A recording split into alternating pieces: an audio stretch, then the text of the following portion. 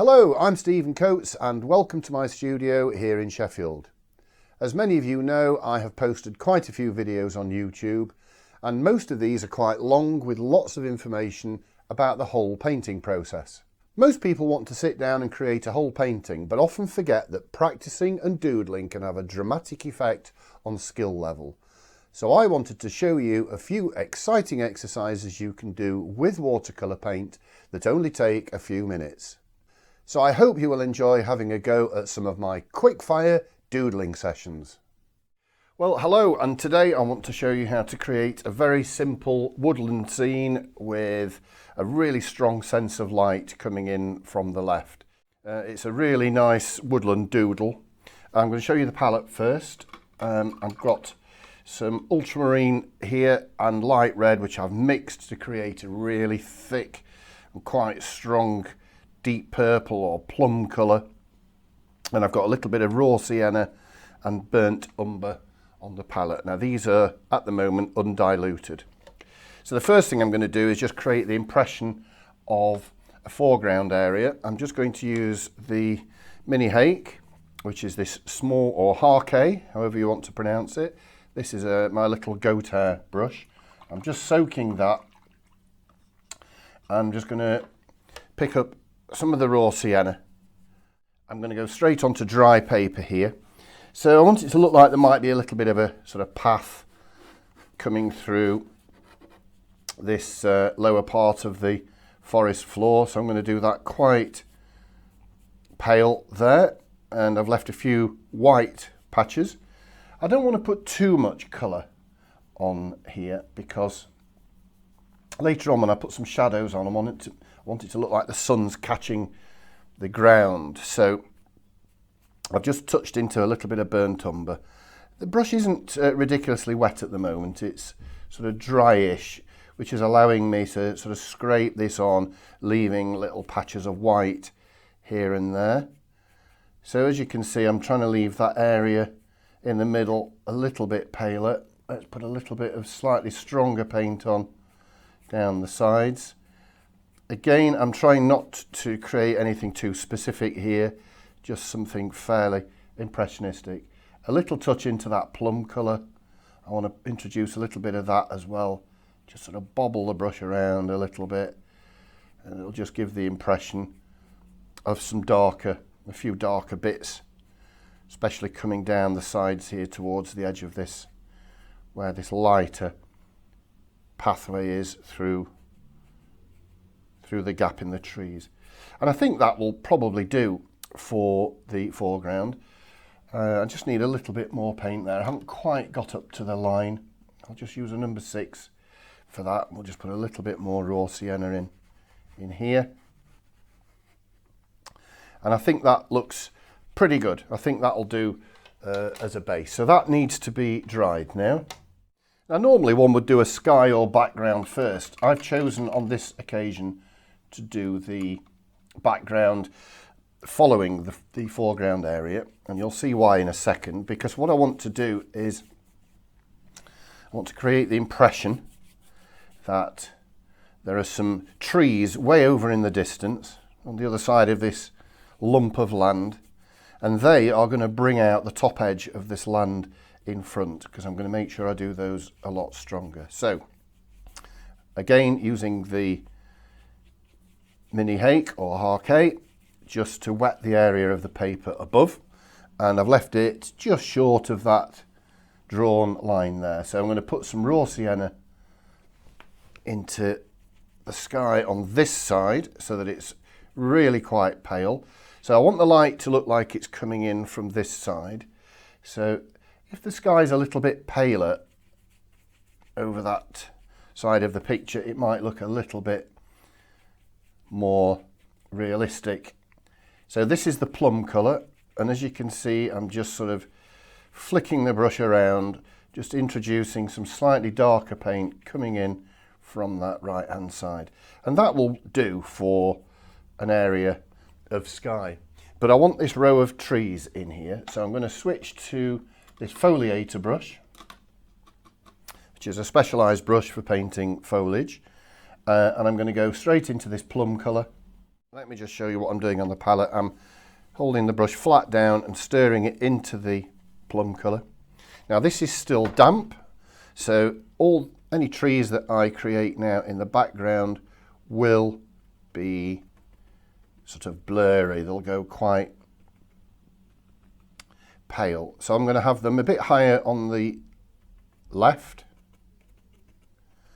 So this is just a little touch down with the brush. And as you can see, I'm bringing it down quite low in this central area, and I'm going to raise it again to the side.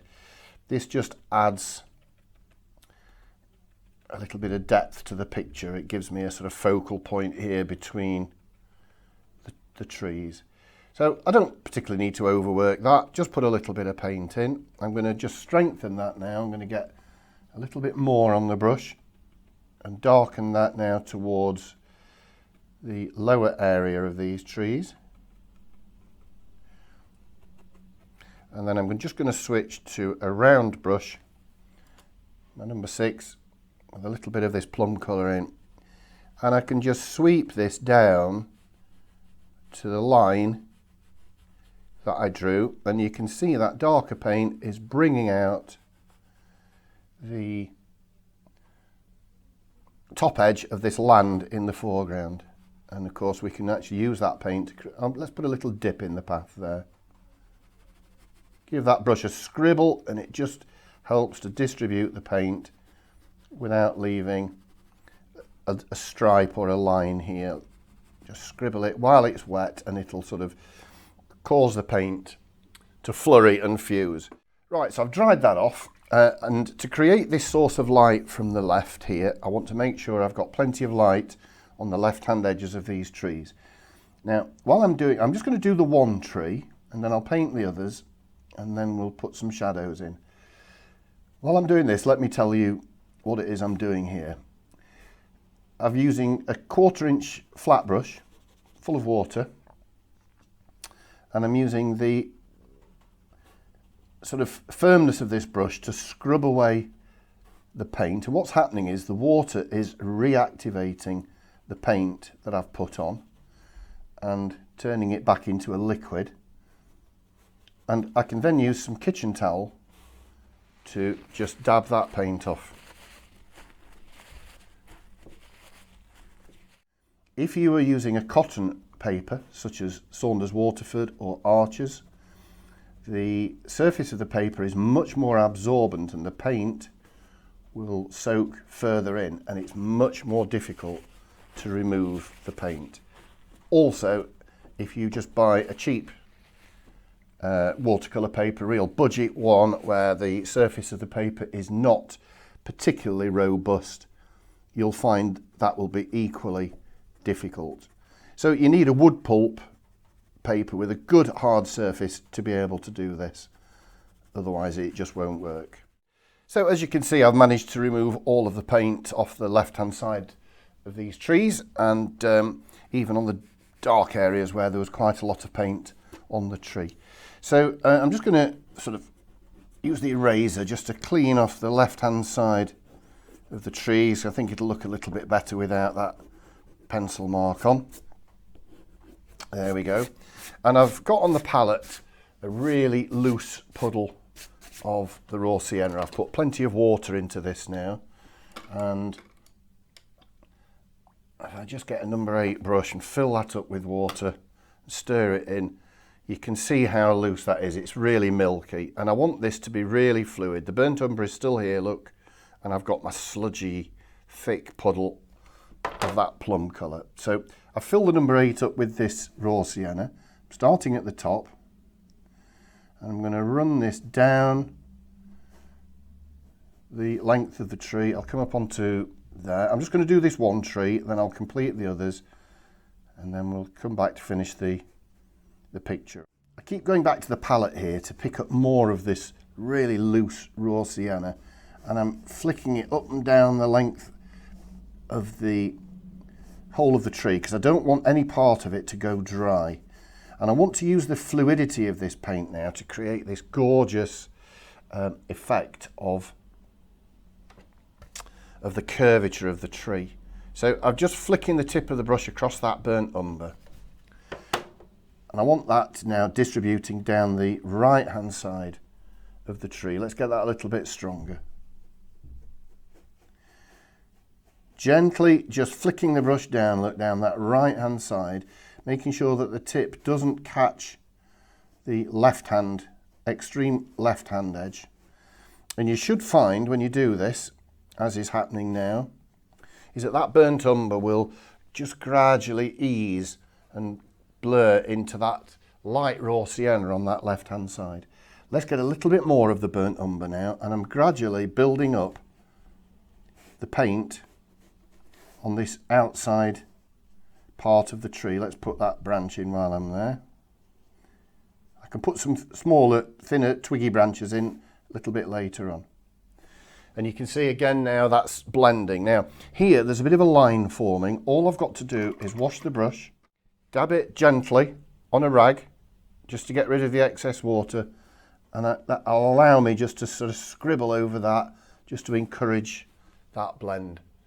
So into the really strong plum now, just on the tip of the brush, and I'm going to drop that right down that outside edge of the tree. And what I can do is I can make that a little bit rough as well, and it'll look like there's bits of rough bark there. And that paint should blend nicely now into that wet burnt umber that I put in just a moment ago. And I think it's really important not to fiddle with this, just to let the paint run and do its own thing. And that is utterly beautiful, as you can see. I don't need to worry too much about what's happening down here. It just comes into contact with the ground. I'll just change to a number 6 brush. Let's just pull that paint down a little into the ground. There we go, just looks like it's some roots there.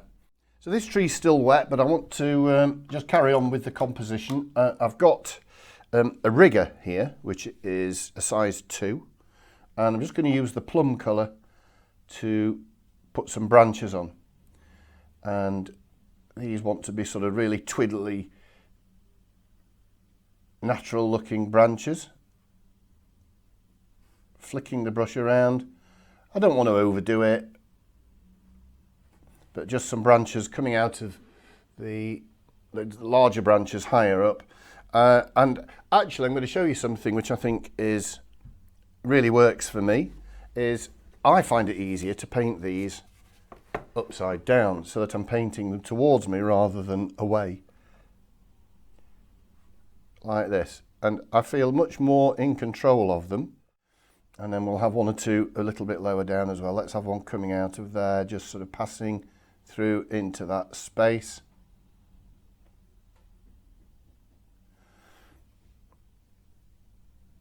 And perhaps a little one coming up out of there as well. These little side shoots, they always look good in a painting, I think. We'll whip that back over, see how that looks. Yeah, that looks fine. Right, another little technique to show you. So I'm going to get the rigger now. So it was full of paint when I was painting the branches. Now I'm going to scribble it on the palette so that it's not as wet. So the brush it's got paint in it, but it's not flowing.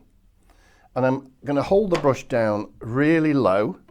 Just try it on a bit of test paper. I'm going to hold the brush down really low and just pull it like that.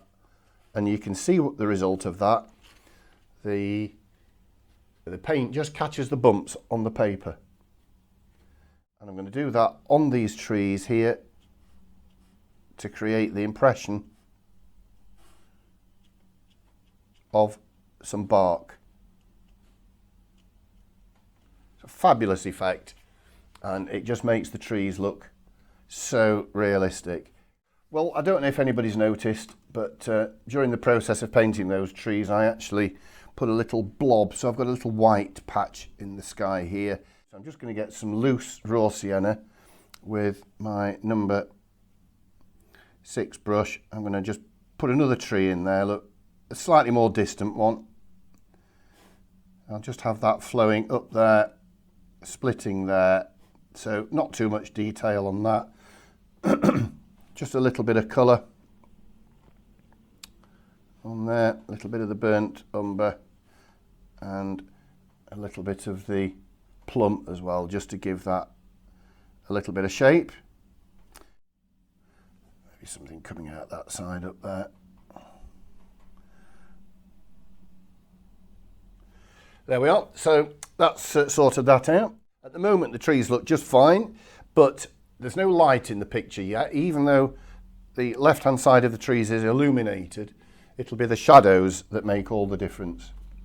So I just need to be really careful with this. I'm going to use the really strong plum colour that I used on the right hand edge of the trees, and this will bring the sun out now. So the one I've just done in the distance, let's have a go at that one first. So I'll just drop that brush down there. The shadow will follow the path sort of down and then up the other side. The sun's low, so the shadows are long, and that will sort of bobble its way up that bank, and maybe when it gets to about here it might split. And I'm going to do exactly the same with all these trees. That one will have a shadow there. This one will have a shadow here, obviously passing to the right and going out of the picture. And as I'm putting these shadows on, you can see now that the sun is starting to really pour across the composition. Let's put another couple of roots in there. And then this one is a really thicker, stronger shadow. Comes to there. There are two trees here. So let's split that so it looks like there's two on the shadow. There we go. And again, these can bobble up this bank. And we can put some branch shadows of some branches in there as well. And then of course there will be some more trees over here out of the frame, and there might be quite a few there that will be casting shadows. So we can actually put shadows in here of trees that are not even in the frame. And then I'm going to really go for it by putting a really strong one. So there's a big tree now down here, and there's a shadow passing all the way down here of quite a large tree coming down onto the path. Again, let's have it splitting as though it got a branch. We'll have it coming down and out, and keep those shadows running up and off the picture that way. And basically that's it. Look how the sunshine's come out. Those shadows make all the difference, and I think that makes a particularly lovely little woodland scene. So I hope you've been inspired by that, and I hope you enjoy having a go, and I'll see you on another video.